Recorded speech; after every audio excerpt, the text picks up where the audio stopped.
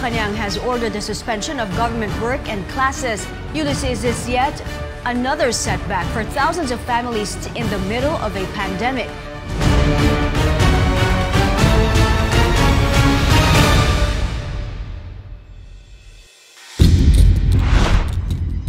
Ang masaklap sa panahon ng pandemya, humagupit naman ang magkasunod na bagyo at matinding pagbaha. Magdamag po yung ulan, tapos hanggang umaga po, umapaw na po yung tubig. Muling ipinakita ng mga Pilipino ang bayanihan, pagdamay at pagtutulungan sa mga nasalanta. Dahil sa pandemya, walang hanap buhay, binagyo pa po. Hindi na nila malaman kung saan kukuha ng pagkain sa araw-araw. Nagtulong-tulong na lang din ang mga magkakapitbahayan at isa nga po rin, ang tulong-tulong na rin po sa aming barangay at nalagpasan din naman po namin ang sitwasyon. Nagpapasalamat din po kami sapagkat si Bukal Dave Almarinis po ay agad-agad na tumulong sa amin. Lahat apektado. Kaya gumawa ko ng paraan kahit papaano ang mga tagalandayan, binigyan natin ng bigas, dilata na nagmula po sa ating pinakamamahal na Yusek Dave Almarinis.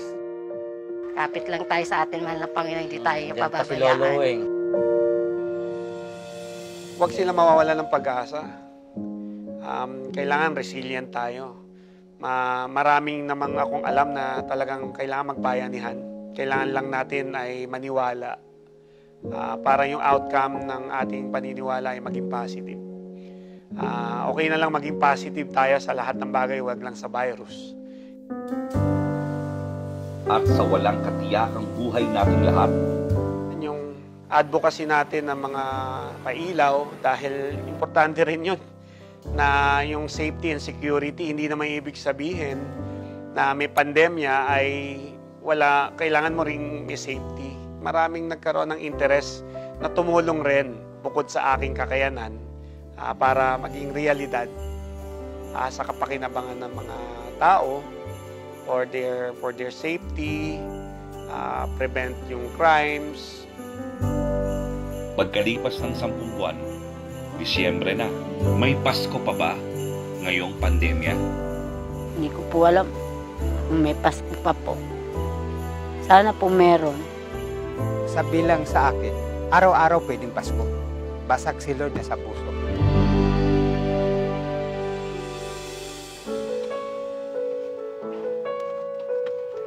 Stop.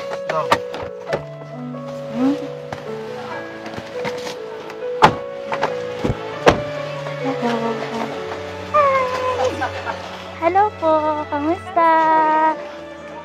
Hello po. Hello, good morning.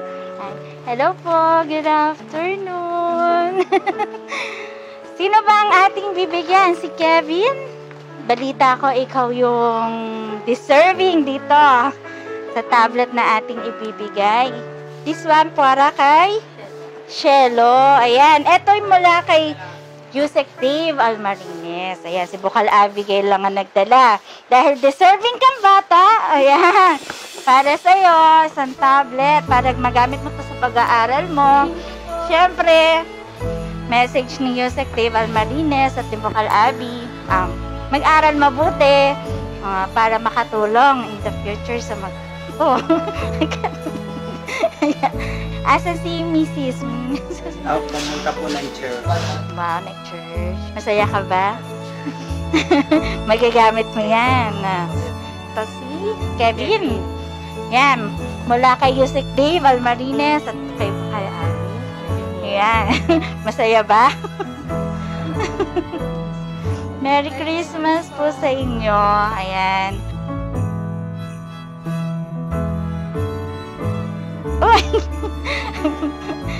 Kasi mga deserving kayo, kaya ayun, kayo yung nabiyayaan ni Yusek Dave Almarinis.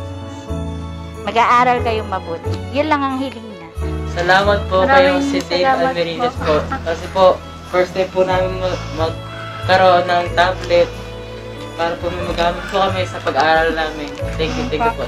Salamat po. God bless po. Salamat po sa lahat. Tinulungan po nila kami. Si Tatay. Yan. Yung Noche Buena. Yan, may pang spaghetti, may pang May bigas pa, may pang ano yan, salad, ayan. Ayan po, mula lahat yan kay Yusek Dave Almarinas. Hindi ko ina-expect po na darating sa amin to. At nagpapasalamat din po ako kay Dave Almarinas sa pagtulong nila sa amin. At sa binigay niya na pang Christmas po sa amin. Maraming salamat po, Dave Almarinas. Pagpalain po kayo ng Panginoon. Hi! Merry Christmas, Tinay! Ayan, kamusta? Balita ko kasi ikay walang kuryente, matagal na. So, merong handog ang Yusek Dave Almarinas ng isang solar lamp. Kung makicharge ka sa kuryente, offer din pang araw lang para magkaroon ng liwanag ang iyong Pasko. Di ba? Magliliwanag na ang iyong bahay. Salamat po, maraming salamat po. Kay Dave Almarinas. Merry Christmas po. Merry Christmas sa iyo. Siyempre, hindi lang yan. Meron pa kami dala ditong pang Noche Buena. Ayan. Maraming salamat. Tingnan nga natin kung paano. Pwede siguro natin try para makita natin ang liwanag. Ayan. O. Pag gusto mo ng isang ilaw lang, ayan. Tapos kung gusto mo ng isang malakas. Parang ito. Ayan. O.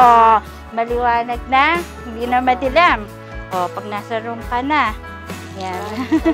Merry Christmas. Yan. O, 3 ang bigay ni Yusek Dave Almarinas. Ha?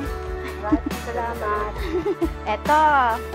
Noche Buena. Ito. Ate Tinay. Yan. May face shield pa. Para pag lalabas ka, dapat naka-face shield, ha? And then, ayan. May mga pang fruit salad ka. Pang spaghetti. Stay healthy. Ha? Mag-iingat lagi. Maraming Naalala ko rin yung time na kami rin naman kapos. Hindi naman ako pinanganak ng mayaman. Tatay ko ay nag-OFW. Nanay ko may tindahan kami maliit para lang makatawid, mapag-aral kami. Naalala ko yon na kailangan nating tulungan sila.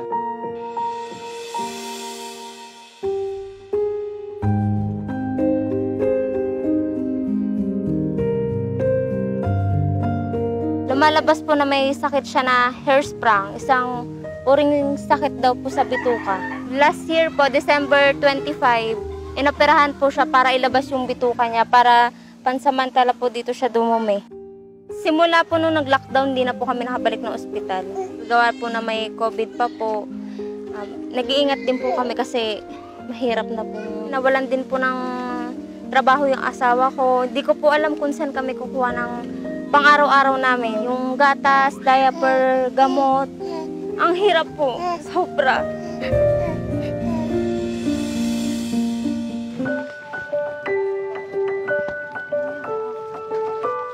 Gandang tanghali po.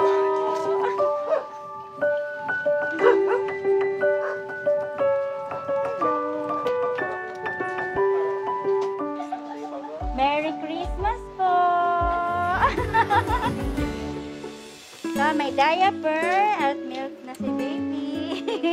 Ayan, mula sa amin ni Yusek Dave Almarinas. Ayan. Siyempre, meron pang, ayan, pang inyong pang Noche Buena. Ayan, mula kay Yusek Dave Almarinas. Dalawa. Thank you po. Yusek, thank you po. Malaking tulong po sa amin to. Lalong-lalo na po kay baby. Maraming salamat po. Hindi niyo po alam kung gaano kami napakasaya ngayon. Sobrang salamat po. Hindi po, napakalaking tulong po sa amin to. Sobra. Salamat po. Merry Christmas. Pati tuloy ako naiiyak sa'yo eh.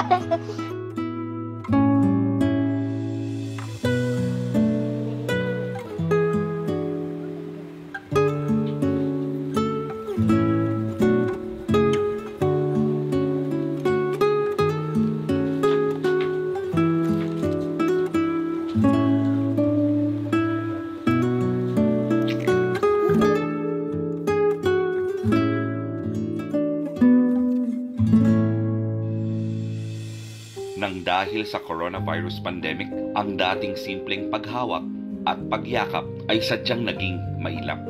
Ang pagdistansya kasi sa kapwa o sa ating mga mahal sa buhay, kapalit nito'y kaligtasan ng bawat isa.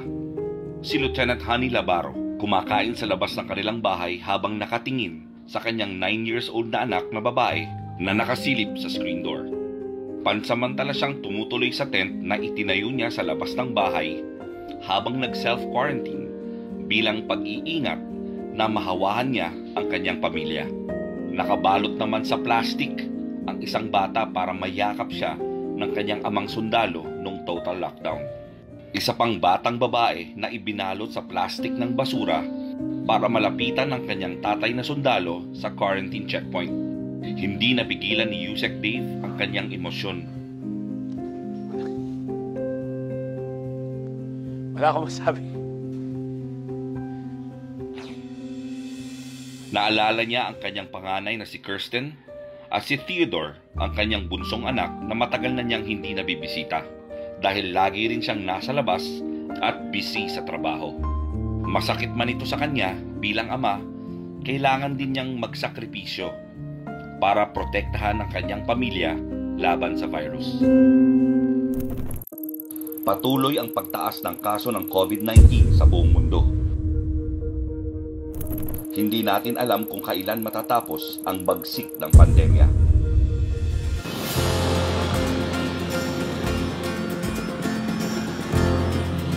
Sa pagbubukas ng ating ekonomiya at sa bagong taong 2021, patuloy tayong mamumuhay kasama ang virus hanggat hinihintay nating dumating ang bakuna sa Pilipinas. Mayaman man tayo, mahirap, it will not spare you from actually getting a virus, magkasakit, or even to the extent na mawala ng buhay. Ibig sabihin, dapat disiplinahin natin yung sarili natin. We have to have more patience. Huwag nating kakalimutan yung mga safety protocols katulad ng pag-wear ng mask at saka lalagay ng face shield, di ba? At paghuhugas ng kamay every time. Kung meron kayong alcohol, yun po ay makakatulong hindi lang para sa inyo, kundi para sa ating mga pamilya, especially yung social distancing. Madadaling i-avoid, madaling sundin, pero minsan, meron pa rin hindi sumusunod. So, sundin po natin.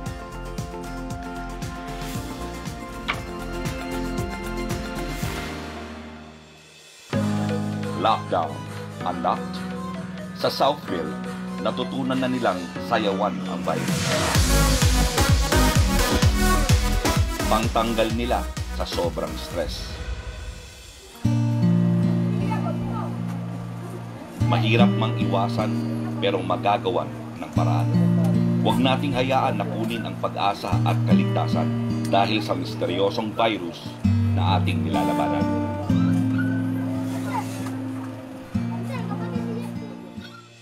Hindi ko po maisip na natatakot po ako baka isa sa amin matamaan ng virus.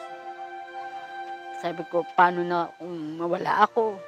Paano na yung mga anak ko? Yun po, asawa naman ng Diyos. Dito pa rin naman po. Kaya, tibay lang po ng loob. Laban lang po.